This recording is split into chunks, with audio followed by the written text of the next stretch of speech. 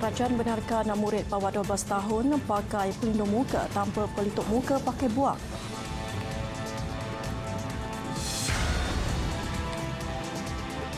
Juga tabung haji catat keuntungan bersih selepas zakat 1.6 bilion ringgit bagi 2018.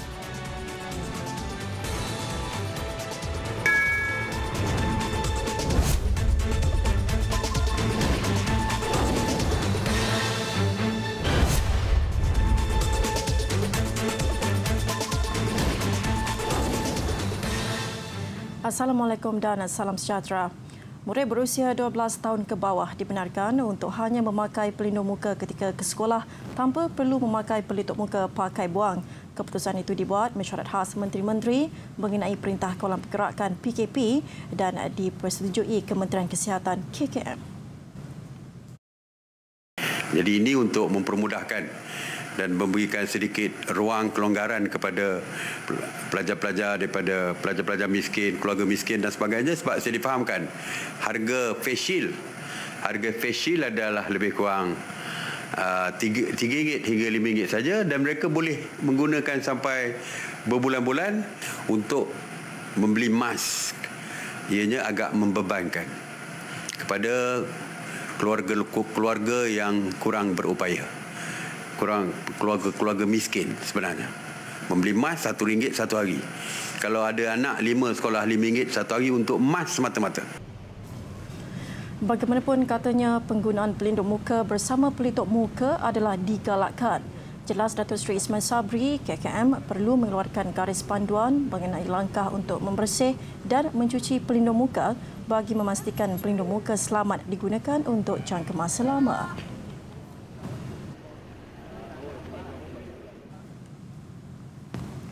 Mesyuarat khas Menteri bersetuju bahawa membawa sejadah sendiri bukan lagi suatu perkara wajib bagi jemaah masjid atau surau. Pun begitu, bagi yang masih mahu berbuat demikian, ia amat digalakkan.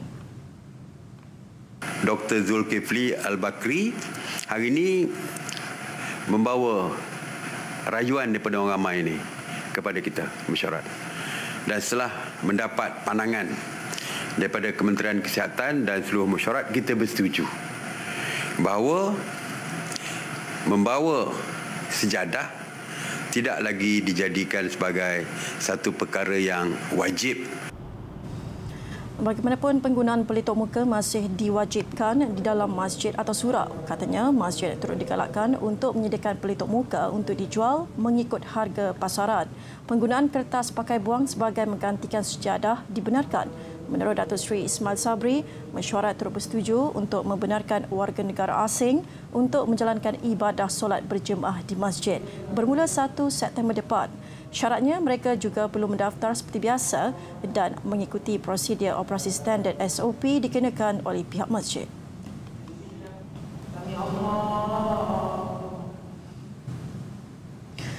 Di sebalik perkembangan terbaru bahawa PKPDB di 2 buah kampung di Perlis dan 4 mukim di Kedah akan ditamatkan esok, Kementerian Kesihatan hari ini melaporkan terdapat 5 kes baru COVID-19 dilapor bagi kluster Tawar Kedah. Kesemua kes melibatkan pelajar dari sebuah sekolah rendah dan adalah sebahagian daripada 11 kes baru yang dilaporkan hari ini. Mereka telah dikenal pasti melalui pengesanan kes secara aktif ataupun active case detection dan saringan kontak rapat kes-kes positif kluster ini. Hasil siasatan mendapati mereka adalah kontak rapat kepada kes 9,197 yang merupakan seorang pelajar prasekolah. Kes ini telah dilaporkan pada 16 Ogos 2020. Ini menjadikan 70 kes positif COVID-19 dikesan daripada kluster Tawar setakat ini. Tiada kematian baru dilapor hari ini menjadikan jumlah yang maut kekal 125 orang. Kes aktif dengan kebolehjangkitan pula 189 kes. 8 kes dirawat di unit rawatan rapi ICU dengan 6 daripadanya memerlukan bantuan pernafasan. Hanya 6 kes dilapor pulih hari ini.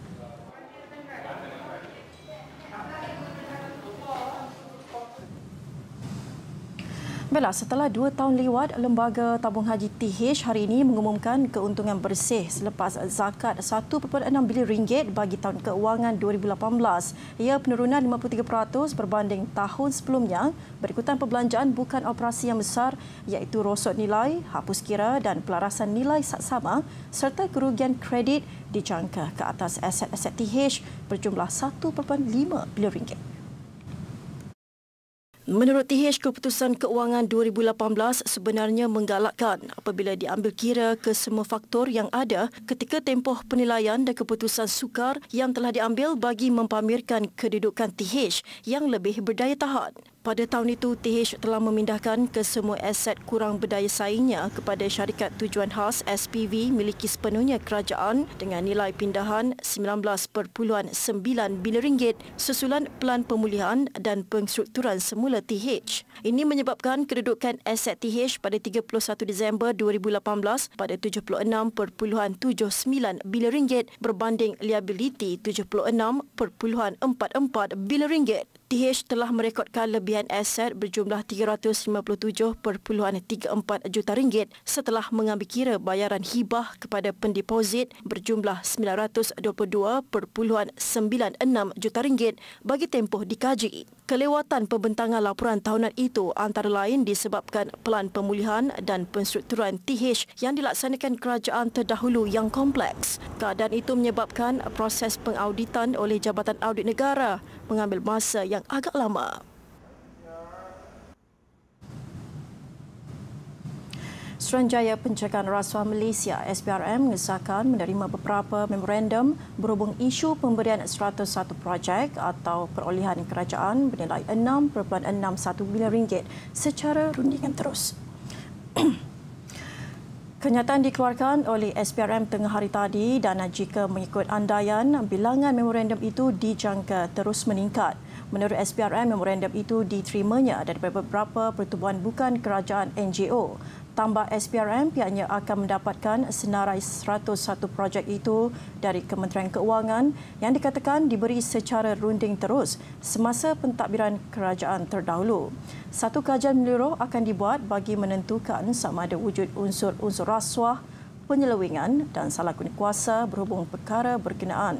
Semalam Menteri Keuangan Datuk Seri Tengku Zafrul Tengku Abdul Aziz mendedahkan pentadbiran negara ketika diterajui Pakatan Harapan PH selama 22 bulan meluluskan 101 projek atau perolehan kerajaan bernilai RM6.61 bilion secara rundingan terus. Seperti saya jawab kepada YB Bagan tadi, apa yang kita pinjam hari ini perlu dibayar bahawa kita tidak boleh terlalu obses dengan penarapan.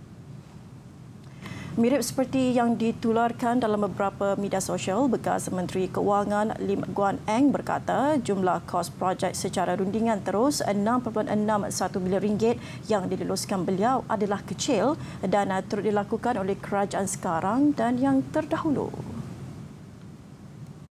Bolehkah Tengku Zafrul menyatakan nilai projek-projek rundingan terus oleh BN dan projek-projek rundingan terus yang diluluskan oleh beliau sendiri sebagai Menteri Keuangan Perikatan Nasional? Adakah nilai projek-projek rundingan terus tersebut iaitu BN dan yang diluluskan oleh Tengku Zafrul lebih daripada 1.4% jumlah keseluruhan perolehan kerajaan? Bila kerajaan tidak akan mengubah sistem pendidikan negara dengan memansuhkan sekolah vernakular bagi menyemai semangat perpaduan dalam kalangan masyarakat. Menteri Perpaduan Negara Datuk Halimah Sadiq berkata, usaha memupuk perpaduan negara dalam kalangan masyarakat majmuk di negara ini boleh dilakukan melalui pelbagai kaedah lain.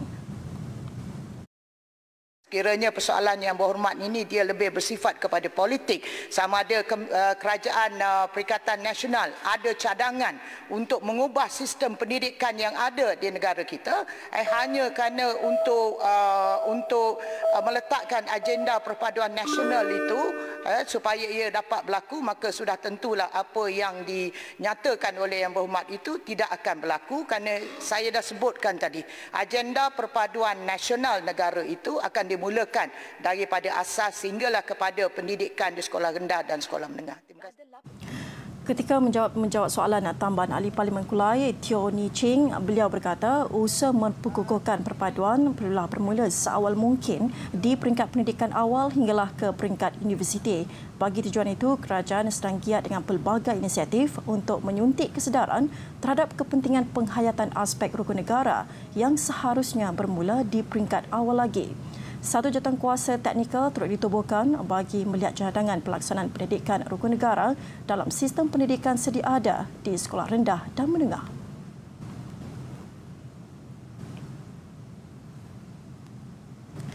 Sesuai namanya, penduduk kampung Sepakat Baru sentiasa muafakat terutama dalam bab kemasyarakatan. Menjelang Hari Kemerdekaan ke-63 tahun ini, semangat gotong royong di kalangan mereka terbukti sekali lagi.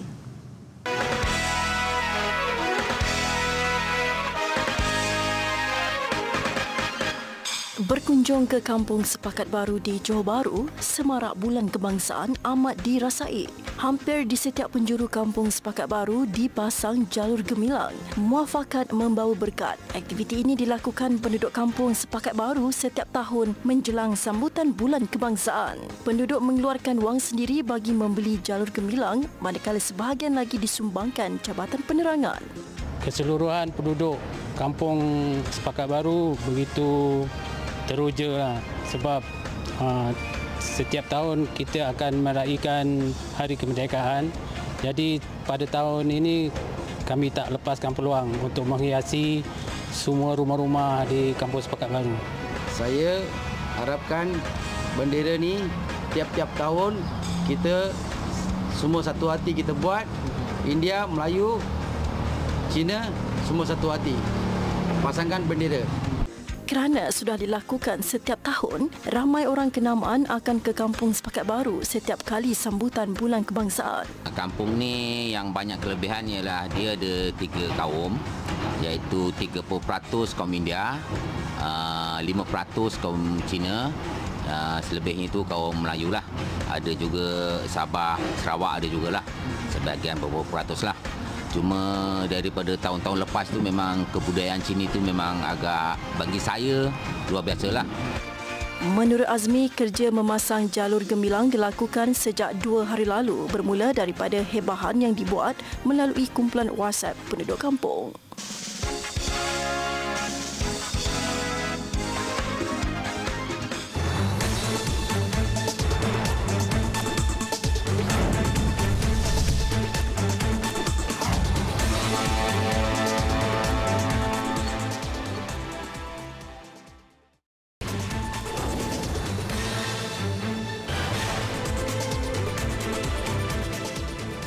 Bertemu kembali. Ahli Parlimen Indrama Kota, Dato' Saifrin Abdullah menyambut baik kesediaan Bersatu membuka keahlian kepada Bukan Bumi Putra. Beliau yang juga Menteri Komunikasi dan Multimedia berkata, ini kerana kepelbagaian kaum bakal menjadi suntikan baru dalam Perikatan Nasional PN. Menyuntik kekuatan baru bagi Perikatan Nasional supaya kita ada kepelbagaian dalam Perikatan Nasional.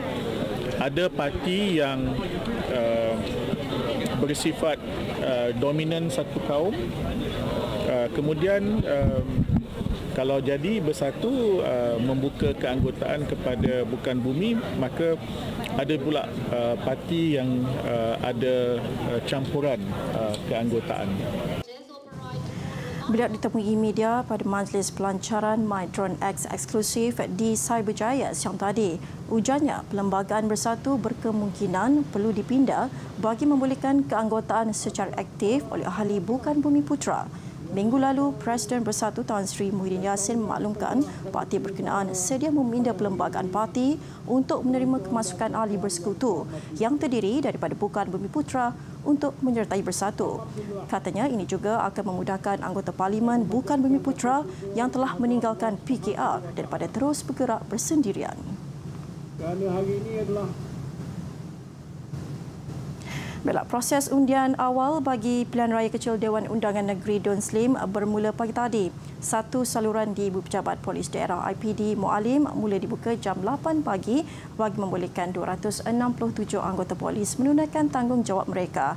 Pengundi diminta mematuhi panduan pencegahan COVID-19. Proses pengundian awal itu disaksikan ejen calon serta pemerhati pilihan raya yang dilantik SPR. Proses berkenaan disiarkan secara langsung menerusi Facebook SPR.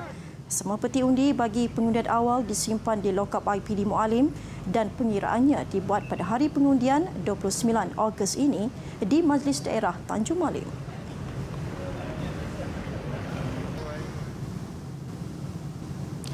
Polis Sarawak mengesahkan membuka kertas siasatan berhubung kes seorang anggota cawangan trafik menendang seorang penunggang motosikal. Menurut Pesuruhjaya Polis Sarawak, Dato' Aidi Ismail, tindakan tegas akan diambil ke atas anggota terbabit sekiranya dia didapati cuai atau bertindak agresif sewaktu menjalankan tugas. Kejadian dirakam oleh orang awam dan berlaku sekitar jam 12.15 tengah hari tadi ketika sepasukan anggota trafik membuat pemeriksaan mengejut di Jalan Tempel Sibu. Dato' Aidi mengakui berdasarkan rakaman itu jelas menunjukkan seorang anggota trafik menendang penunggang motosikal yang cuba membuat pusingan U dipercayai kerana mahu melarikan diri daripada sekatan polis. Hasil pemeriksaan mendapati penunggang motosikal terbabit menunggang tanpa lesen dan cukai jalan motosikal tamak tempoh. Selain itu, penunggang motosikal terbabit turut dikenakan tindakan saman kerana menunggang melawan arus trafik dan mengubah suai egzos.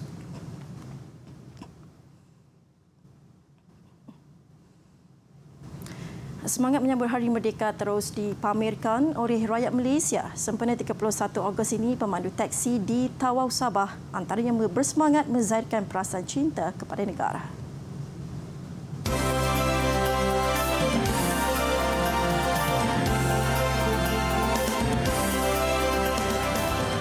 Kibaran jalur gemilang pada kenderaan antara langkah yang mudah tetapi tetap bermakna untuk dilakukan.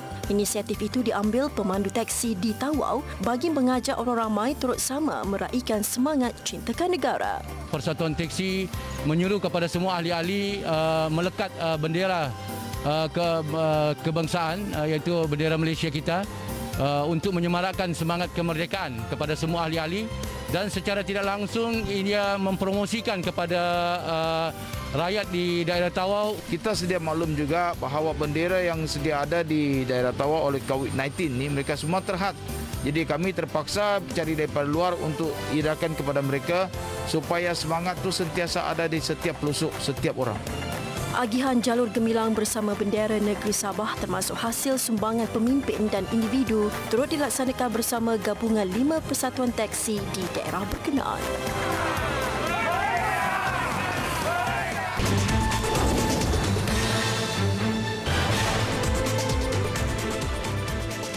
Laporan antarabangsa, syarikat penerbangan Australia Qantas Airways mengumumkan pelan perberhentian lebih 2,500 pekerjanya ekoran pandemik COVID-19.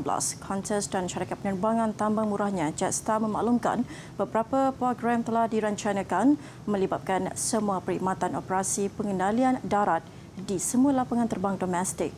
Sebelum ini, syarikat itu telah mengambil tindakan melakukan pengurangan kos berjumlah $10 bilion Amerika atau 41.7 bilion ringgit. Ketua Pegawai Eksekutif Domestiknya Andrew David berkata, pelan rancangan itu akan menjimatkan $72 juta Amerika setahun. Difahamkan lebih 200 pesawat Qantas tidak beroperasi dan perolehan pendapatan syarikat itu merudum 82% antara April hingga Jun lalu akibat penularan pandemik COVID-19 di seluruh dunia.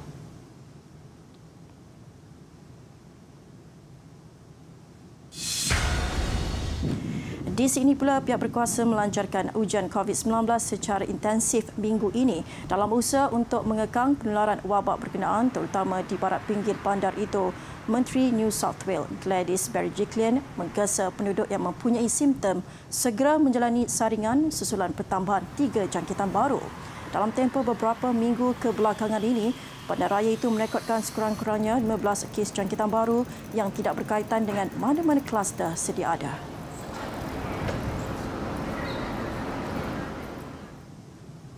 Baiklah, di Colombia, 3 pelombong yang terperangkap selama 5 hari dalam runtuhan lombong arang batu di Lazuqueque akhirnya diselamatkan. Ketiga-tiga pelombong terbabit dibawa ke hospital dan berada dalam keadaan stabil. Operasi menyelamat disaksikan sendiri oleh Presiden Colombia yang turut memberi jaminan bahawa bantuan berterusan akan diberikan kepada ketiga-tiga bangsa. Dalam kejadian minggu lalu, laluan masuk ke lombong secara tiba-tiba runtuh mengakibatkan mangsa terperangkap. Mereka bagaimanapun bernasib baik kerana masih boleh berkomunikasi dengan pasukan penyelamat dan ia memudahkan operasi untuk mengesan kedudukan mangsa. Ini adalah runtuhan ketiga di Lombong Arang Batu yang sama.